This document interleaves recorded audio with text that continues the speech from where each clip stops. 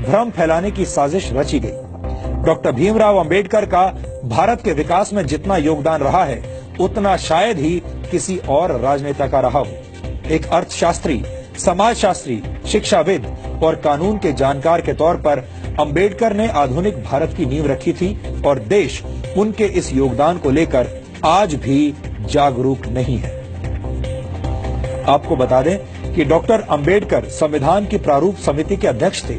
उन पर आधुनिक भारत का संविधान बनाने की जिम्मेदारी थी और उन्होंने ऐसे संविधान की रचना की जिसकी नजरों में सभी नागरिक एक समान हो, जो धर्मनिरपेक्ष हो और जिस पर देश के सभी नागरिक विश्वास करें। एक तरह से भीमराव अंबेडकर ने आजाद भारत के डीएनए की रचना की थी।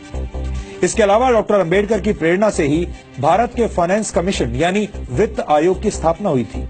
डॉक्टर अंबेडकर के आइडियाज से ही भारत के केंद्रीय बैंक की स्थापना हुई, जिसे आज हम रिजर्व बैंक ऑफ इंडिया के नाम से जानते हैं। दामोदर घाटी परियोजना, हीराकुंड परियोजना और सोन नदी परियोजना को स्थापित करने में डॉक्टर अंबेडकर ने बड़ी भूमिका निभाई थी।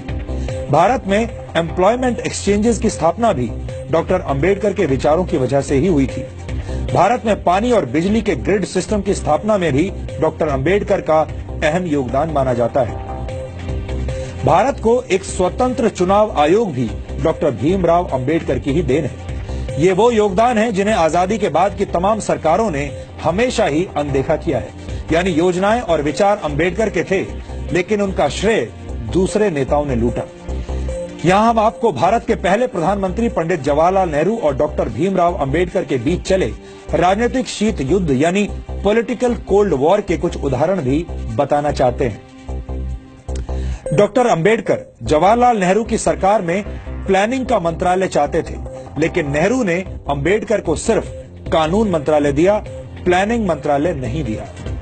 डॉक्टर अंबेडकर विदेश और रक्षा मामलों की समितियों में सदस्यता चाहते थे, लेकिन नेहरू सरकार ने डॉक्टर अंबेडकर को ऐसी किसी भी समिति का सदस्य नहीं बनाया। डॉक्टर अंबेडकर नेहरू सरकार की विदेश नीति से असहमत थे।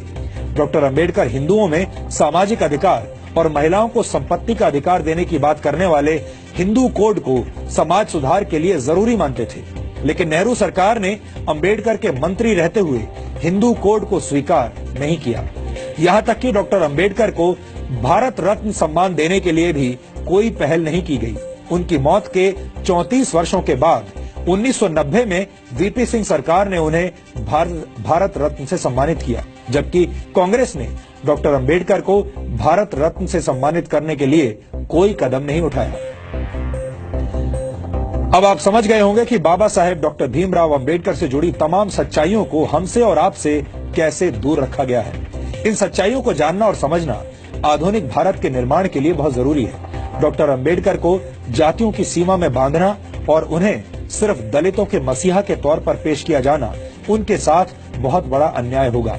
इसीलिए आज हम डॉक्टर अंबेडकर के मूल विचारों को आपके लिए डिकोड कर रहे हैं।